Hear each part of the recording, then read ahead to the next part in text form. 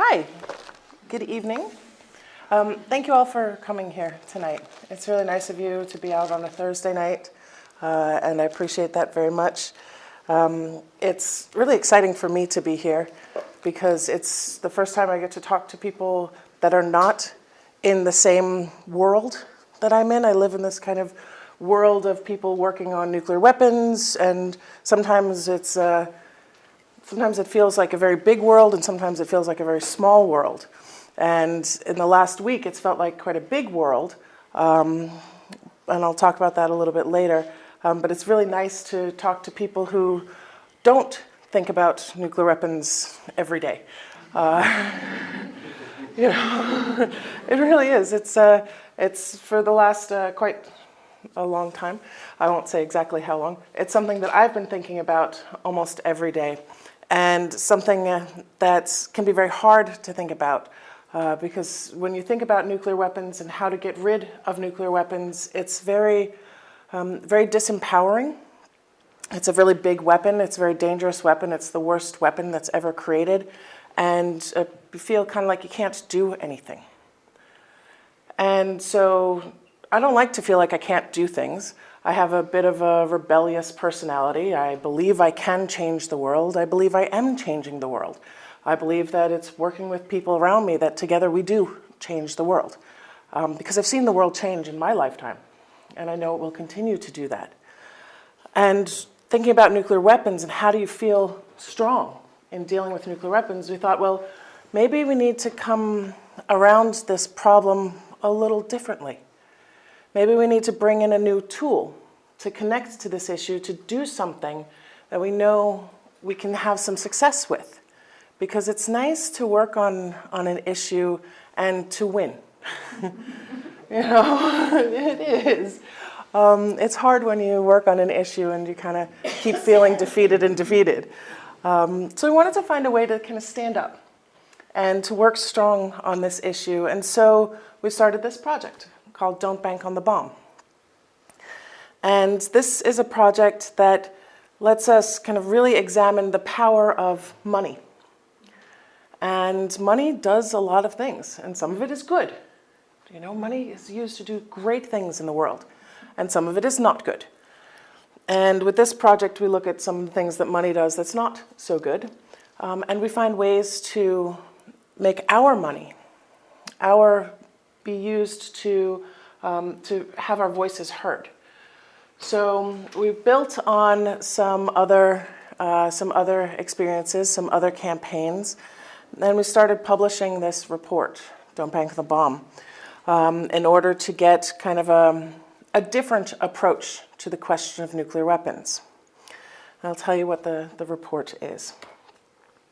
It is the only report in the world that looks at what companies are directly involved in making the key components for nuclear weapons. Because it's not just governments that make these things. It's actually private companies. And so we started to do some research and figure out, okay, this explains a lot about the lobbying behind getting nuclear weapon contracts. This explains a lot. These companies have an interest in keeping nuclear weapons going. We look at those companies. We identify them. We publish a list of the 27 most heavily involved companies in the production of nuclear weapons. We keep it updated, it's on our website, and we keep track of what these companies are doing. Then, of course, like other things, these are publicly traded companies. They can't do what they want to do without investors. You need to kind of get capital to get in and do some of these projects. So we list who actually invests in these companies. When we look at stockholders, bondholders, who gives them loans? What big banks, what pension funds, who invests in these companies? But there's a flip side to that.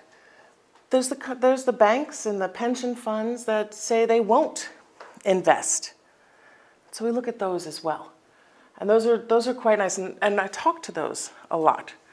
And it's fun to talk to, it's very different when you work on nuclear weapons to start talking to an insurance company. And not about whether your house is covered in case there's a nuclear bomb going off, because trust me, nobody's house is covered. But instead about their investment and their investment policies. And we're finding more and more that these financial institutions, once they realize that they have a choice, they think about their choices on investment, they want to get out of the nuclear weapon business. It's amazing. Since we started doing this report, the first report was in 2012, and the most recent report last December we published. And we went from 12 financial institutions that had some kind of policy to a heck of a lot more. Now I think we're at 54 financial institutions that will not invest in any company associated with the production of nuclear weapons. It's not a lot, but it's not a lot of us either. So, but we definitely do our best. And we talk about who divests. And then of course, because we started this, because we felt like we needed to do something different and find tools to actually make change around nuclear weapons, we put together things that people can do. Because people like to do stuff. And doing stuff changes the world. And my old friends will all know I say that a lot. We have to do stuff, because doing stuff is fun. Anyway, so I'm going to talk a little bit about these different things.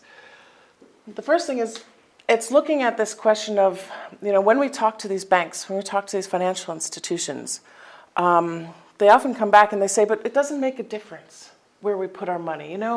We're just a small bank. We're just, we're not that big of a deal. We're just a little asset management company. It doesn't really matter. We come back and say, well, yeah, actually it does. Because when you decide to invest in a company, even if you limit the type of investment that you give, and you say, I'm only going to invest for general purposes.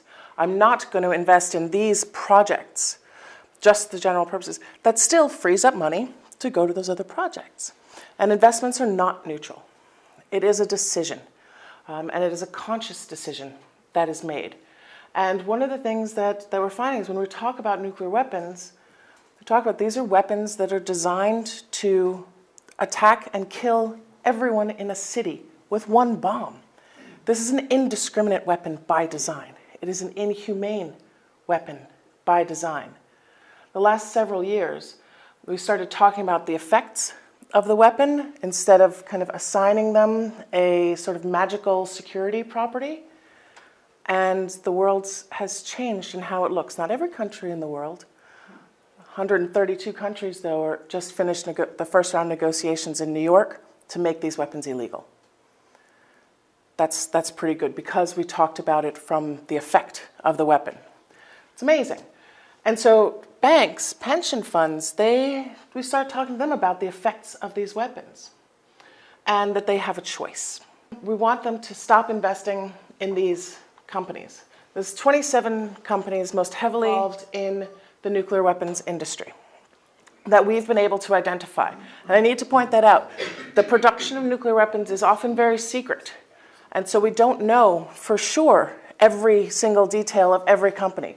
But we want to draw financial institution attention to this. And we want to draw the public's attention to this. Because we can't do anything unless we know stuff. See? Again, my favorite word, stuff. And we can't do anything unless we know stuff. And information is power.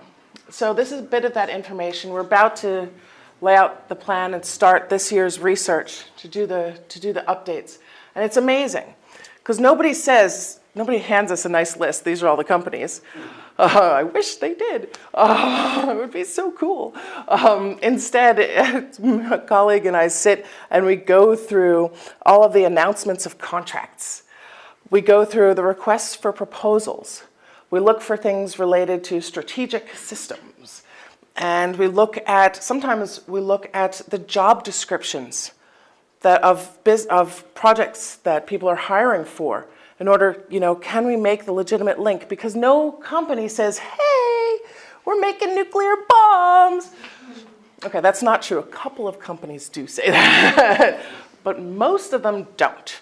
And companies that you don't associate with nuclear weapons, they certainly don't. Boeing and Airbus, you associate with planes.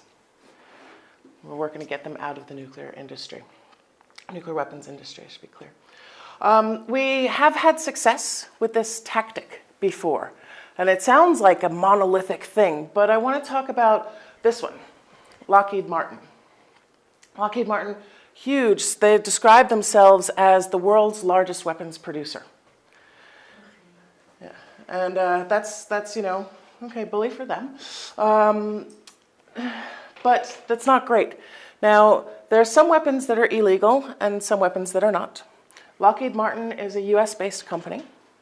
The United States does not like to sign treaties. Now I don't know what's going to happen to the United States. Let's not talk about that right now. But the US, even in the last 15, 20 years, does not like to sign international treaties, especially when it comes to restricting weapons. They didn't sign the landmine treaty. They didn't sign the cluster bombs treaty. Lockheed Martin was a huge producer of cluster bombs. A lot of financial institutions said, ooh, we're not going to give them money anymore because they're making illegal weapons. Lockheed Martin said, we want to get that money. Come on, give us the money. Financial institutions, more. National legislation went into place in 10 countries to say you're not allowed to finance producers of cluster munitions. Lockheed Martin said, okay, we'll stop making cluster munitions. And they did. So it's a tactic. The weapon became illegal, which is we're on the path to that with nuclear weapons right now. But the weapon became illegal. Lockheed Martin got out of the game. And so it's a tactic that works, and it makes us kind of excited because we think, oh, maybe this can work for nuclear weapons. That's what we're hopeful for. And I'm an eternal optimist. But there, these are the companies. Very big stuff. And then there's the investors. I showed you how much got invested to the companies. We still found 390 financial institutions. Sorry, I broke the rule on PowerPoint and made too much text. I'm really sorry. To me, it's interesting, but it's also because it's what I do. So please feel free to not be interested. We'll get to more interesting stuff. But 390 financial institutions invest in these 27 companies. And they invest significantly. So we have a little bit of a threshold for stockholders, because if we listed every single stockholder, the list would be quite long. And there's some organizations that do cool things, like they buy a share or buy a stock in order to go to annual meetings and make statements, or to request items get on the agenda for the annual shareholders meeting to talk about the inhumane weapons that company is producing. We don't want to give those guys a bad time. We like what they do. But we found 390 financial institutions that do invest significantly. And we look at a 3-year time period, because sometimes if we just looked at 1 year at a time, we have long-term loans, and longer term, it's the loans really more than anything else. We want to make sure that we show all of that. And most of these are North American, most of these are US-based, which is unsurprising. Some are in Europe, some are in the Middle East. There's none in Africa or Latin America, not a one. I thought about this, and we used to have a South African bank that was investing in one of the producing companies. And we were in touch with them.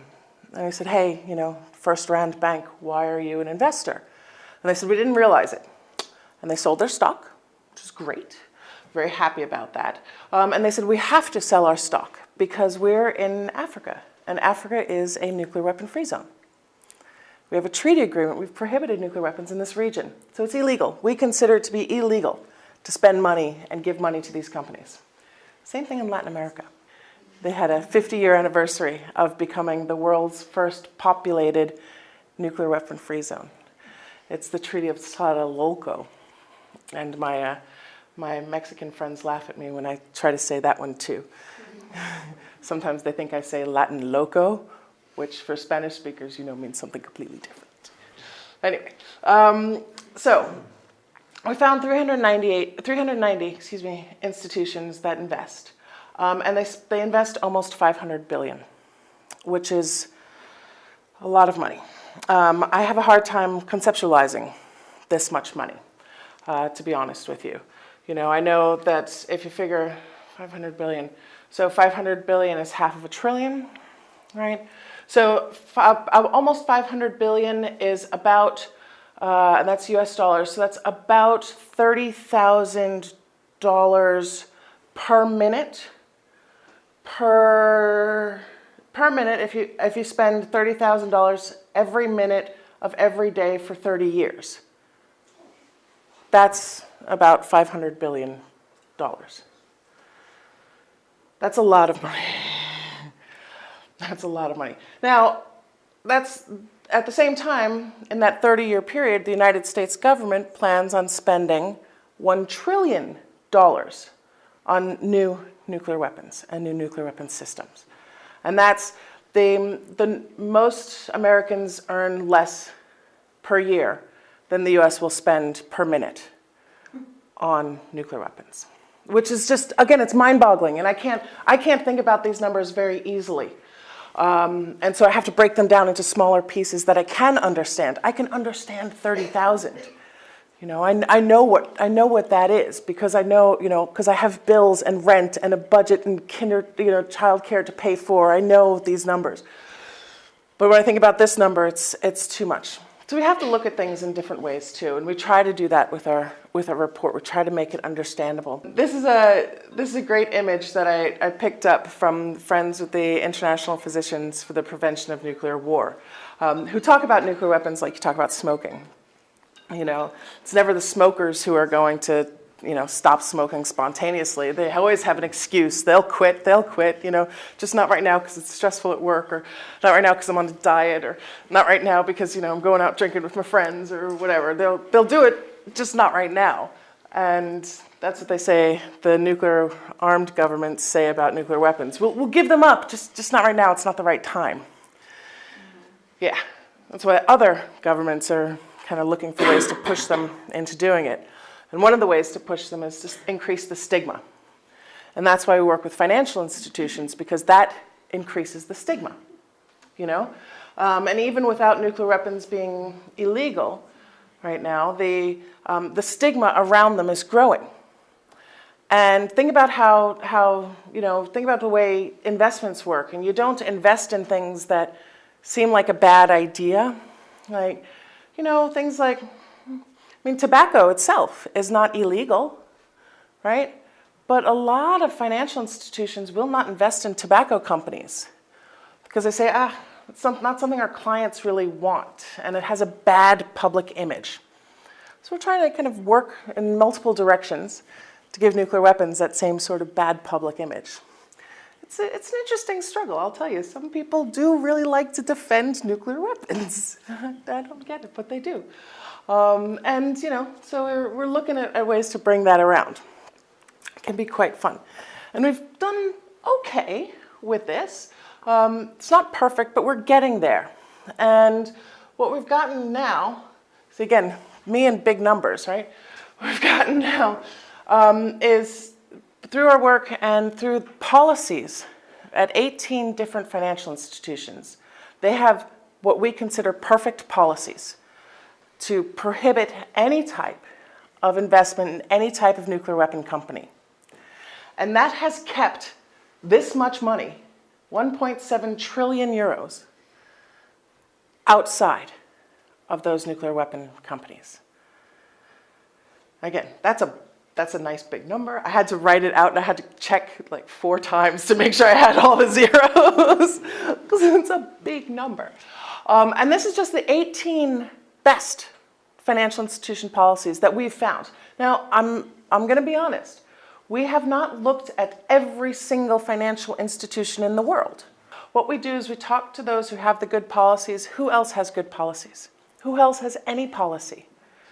And we ask people in different countries. We're part of this global campaign, the international campaign to abolish nuclear weapons, which is 400 some odd organizations in over 100 countries. And we ask our colleagues, do you know financial institutions in your country with cool policies? And they come back, and 18 of them we consider perfect by our criteria. It's not a lot, but it's not a little either, because that's how much money they control. And this is in Australia and Denmark, Italy, Netherlands, Norway, Sweden, and the UK. So these are some good financial institutions, even in countries like the UK that has nuclear weapons, or countries like everybody else on that list except for Sweden that are part of NATO, or rely on US nuclear weapons like Australia does. So that's pretty good. That shows that you can have a difference and put some pressure on things through this different way. And these are very powerful institutions that are pushing the idea further, that are suggesting that we quit nukes. Hey, I was really going somewhere with this. And this is, and it is the time. And this year, when we published our report in December, we had this amazing announcement. Because in October, 123 governments voted to start negotiations to ban nuclear weapons. Every time I say it, I get a little chill, because I've worked in this field for a long time, and the idea of nuclear weapons being prohibited by international treaty is just so exciting to me. And it's happening. And I just got back from New York on Sunday, literally, just got back from the first round of negotiations. And it was quite a good time. And if it's okay, I'll tell you a little bit about what it means now that the ban is coming. Oh, whoops. Let's go back. Yeah, okay, let me go back to this. No, you know what? I'll skip around. We'll go like this. Right, so this is one of the activities that we did during the,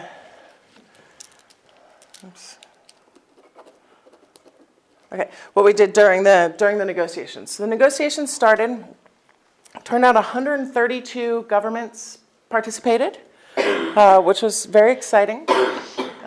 The Netherlands was there, gave a statement saying that they're worried. They don't know how you can make nuclear weapons illegal and still host American nuclear weapons in the Netherlands. They realize there's a contradiction there, and they know that there's going to have to be a way to figure this out. They're not sure how to deal with it yet, but they were there.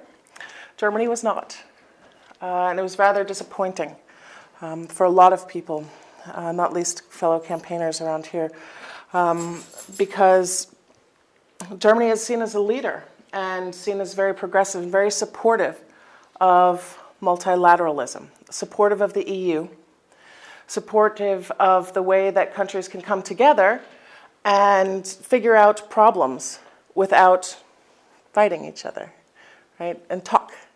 And, when I think of NATO, I think of it as Article 4, which is an agreement that if you have an issue with one another, you sit down and you talk to one another. That's, to me, that's a big part of NATO. Germany, unfortunately, wasn't there. And talking to other governments, this is a General Assembly, UN General Assembly mandated negotiation. This is the majority of the world's governments that say we need to do this. But they weren't there. But maybe they're kind of like the smokers that are saying, hey, we'll quit when it's the right time. But it wasn't the smokers that said you can't smoke inside anymore. It was other people who did that, who added that layer of stigma. And, I'm thinking that Germany's standing outside of this negotiation right now. It's kind of like a smoker standing outside shivering when all of his friends are inside having a beer. But it's very exciting. What was really exciting is that there were a lot of countries that laid out very clearly, this is what we want to make illegal. And they actually read off lists, which is kind of cool when you think about it. Like I've never been in this situation where I'm looking around the room and the Caribbean community, in a speech delivered by Antigua and Barbuda, said very, very clearly, we want these 12 things to be illegal. One of the things they said was the financing of nuclear weapon producers. Very cool for me, because I've been asking them to do stuff like that. Yes, you have a question? Are these people from the government? Or? Yes. Oh. Yes, they're from government. So these are the government representatives, so ambassadors to the United Nations, or in the case of Thailand, Thailand had a very big delegation. Mexico also, big delegation.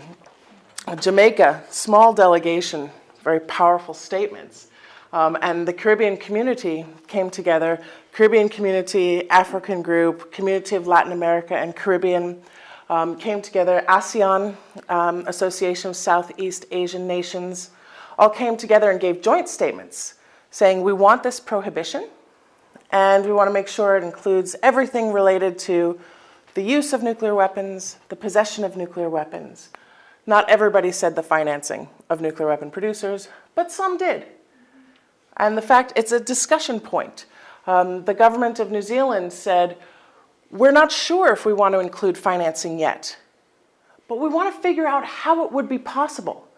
Because in New Zealand, there's national legislation that makes it a criminal act to aid or abet anyone in the process of manufacturing, producing, or using nuclear weapons. It's kind of cool. Like it's if you know, and according to New Zealand law, then if I help out somebody in fixing up a nuclear bomb, I can go to jail. Like, way to go, Kiwis! But they don't know about financing, how to deal with it. And nationally, it's already illegal to invest. They don't know if it should be an international treaty. We have fun discussing it. New Zealand delegation is great. And so 132 countries came together, but Germany was not there. And that made a lot of people quite disappointed. Sad is too strong, but like disappointed. Like, kind of get let down. And where's the commitment to international institutions? But anyway, I'll come back to that in a bit. Like I said, the financing thing came up, and this is the Jamaican delegation. I like the Jamaican delegation very much. Also because that part of the world I find to be extremely beautiful.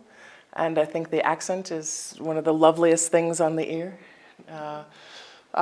So then they said very clearly what the treaty should make illegal. The acquisition, stockpiling, development, and testing of nuclear weapons, transfer, station deployment, assistance, encouragement, or inducement, and included the financing of nuclear weapons. And I appreciated very much the Jamaican delegation for raising that. Because again, right now, when it comes to other illegal weapons, like landmines or cluster bombs in 10 countries, like I said, there's legislation that makes it illegal to finance the producers. 30 other countries say, the treaty says it's illegal to provide any assistance. It uses these words, assistance, encouragement, or inducement to engage in prohibited acts, because that's the treaty language. And these other 30 countries say, we consider assistance to also cover financing. So within those countries, they don't want anyone to finance the production of an inhumane and indiscriminate weapon. And nuclear weapons are inhumane and indiscriminate. So we want to see the same. So I'm going to go back a bit and now just quickly talk about what people can do. Because that's the fun thing about working on this issue, is that everybody, let me ask the question. Is there anybody in this room that does not have a bank account? I asked that question once, and somebody raised their hand, and I said, okay, we're going to talk later about how you can get involved. But, you have bank accounts, right? And do you know where your bank, is it a socially responsible bank? Is it an ethical bank? There's an ethical bank over there. Yeah, sure. Excellent. Yeah, excellent. Do they consider nuclear weapons controversial? So they stop investment in nuclear weapons? Because not all ethical banks do. You think so? Okay. Yeah, I'm quite sure I looked that up when I saw the account. Oh, very good. Yeah, congratulations. That's good. That's wow, way further than a lot of people go. Excellent. Because it's a very easy question, if you don't know, to ask. And that's what I always say is the first thing you can do. On our website, we have a handy tool. You can just find your bank, and we have you can send them a message, and it just sends an email to their general, accounts, their email account saying, I'm a client. I want to know if you have investments in any of these companies. Because sometimes they publish their investments, but sometimes they don't. And they're not legally required to make public every single investment. So you can ask. That's something that is always great, because it starts a conversation. And starting a conversation is how we get stuff done. So publishing, or requesting information is one way to do that. Praising them if they don't have investment. You never get to say, well done to people, when you're working on war and peace issues. It's hard to find those moments of congratulations. And if your bank doesn't have an investment, tell them you're proud of them for that. Put it out on Twitter. Almost every bank has Twitter and Facebook. Send a note on their Facebook page. We got a bank in Sweden to change its investment policy because we had a small article in a local, very regional newspaper in northeast Sweden. And a bunch of people read it and went to the bank's Facebook page and said, "What? You have investments in nuclear weapon producers? No." And it was 4 or 5 messages that got this bank to kind of get really worried because it's bad PR. And that year we didn't manage to get the main newspaper in Sweden. Sometimes we don't get all the media coverage we want. But we had a really profound impact. Tiny little regional paper, 5 people posting a question on Facebook. That bank now changed its policy. That bank's now part of that 1.7 trillion that doesn't invest. That was really cool. And it's because people read stuff, learned stuff, did stuff. It's a very, very nice way to go. And we help each other out in doing that. I spend a lot of my day answering people's questions. How do we do this? What can we do next? And it's really important to do so. Another thing that has been coming up recently is that there's a lot of cities around the world that in the 80s became nuclear weapon free zones. They were nuclear free zones. There was a big move to do this. It was the time of the Pershing missile deployments, and people were really fired up about nuclear weapons. And so now it's the 80s, it's a lot of years later, 30 odd. And these cities are kind of going, wait a minute, what are we doing with this little plaque? Is there anything we can do? 2 cities in the last year decided to do something. One of them in Cambridge, Massachusetts, due to the prompting of a very insistent professor at the Massachusetts Institute of Technology. He's very insistent, and he kept pushing the city, and the city said, okay, you're right, we're a nuclear weapon free zone, we never did anything except make this nice little plaque. We'll move the city's pension fund. And they moved the pension fund. It was a $1.3 billion pension fund.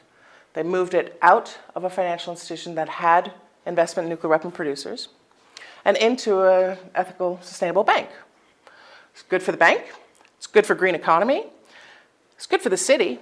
The mayor got massive PR, positive PR. Mayor Denise Simmons is, taking the lead in the anti-nuclear struggle. And, it was very cool. It was happened by a city council resolution to follow up on this otherwise, kind of dormant legislation. And now, just recently, after several years of pushing, there's a very nice woman by the name of Julie Body in Tacoma Park, Maryland. I've never met Julie, but I've talked to her on the phone. And Julie sounds like she's a little kind of older lady. I have a mental picture of her as an older lady, a bit shaky, maybe using a rollator, a Zimmer frame. She has a very shaky voice, and in my mind, she's like this tall. I don't know why, it's something about her. I've talked to her on the phone just twice in the last, 3 years. And she lives in Tacoma Park, Maryland. It's a very nice area right near Washington, D.C. And she's part of the Nuclear Free Zone Authority that oversees the nuclear-free status of this city. And she's been pushing the city for the last couple of years. They had all of their financial accounts in this bank called Sun Financials. She saw a report. I don't know how. She saw a report. She got in touch. We had a big conversation about what it meant to be a producer, because she thought a producer was more like a movie producer, it was a great conversation. I never thought about that before. It was a great conversation. And Julie and I have been, we've had emails back and forth. And now, after her, again, very persistent, and I can picture her with and if I ever meet her and she isn't a little old lady with a little rollator, it's going to be very embarrassing. But Julie got in touch with me about 3 weeks ago and said the city's going to move their money. They're going to do it because, of this list and because of this information and because Julie kept pushing. More than the Zimmer. She kept pushing. And that's really cool. And again, it shows that, helping hand a little bit. When people talk about this, they can actually get things done. And the last thing I want to mention as a cool tactic that has happened in Australia, and a couple of financial institutions in Australia, is clients were upset with what their banks were investing in. So they didn't think the bank knew, or they didn't feel like the bank was taking their concerns seriously. So they stood outside the bank with a petition. Said, we want the bank to put in a policy against investing in nuclear weapon producers, and we want to meet with the bank manager to talk about what this policy would be. They didn't go to the corporate headquarters. They went to the local branch, and they talked to the branch manager. Branch manager kicked that up to corporate, and it didn't go through the Social Responsible Investment Department. It went through the Public Relations Department. But they're trying to figure out, how do we kind of deal with this bad image we're getting? And then they got in touch with us, and they said, we're on your list as being in this hall of shame. People are complaining. How do we get off that list? It's a great email. It's a cool email to get. And we said, very easy. You invest in these companies, sell the stock. I said, well, we got to think about that. I said, all right, well, then we're just going to keep you on the list until you make up your mind. Make sure to let our friends outside your building know. But it worked. I mean, it at least got the conversation going. They didn't put in a policy. Their numbers went down in terms of how much they invested, which is it's a good step, but it's not good enough.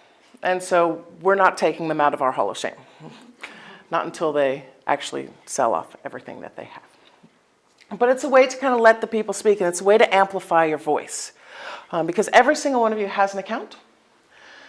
Everyone has a voice. You all look like very intelligent people. You have opinions, I hope.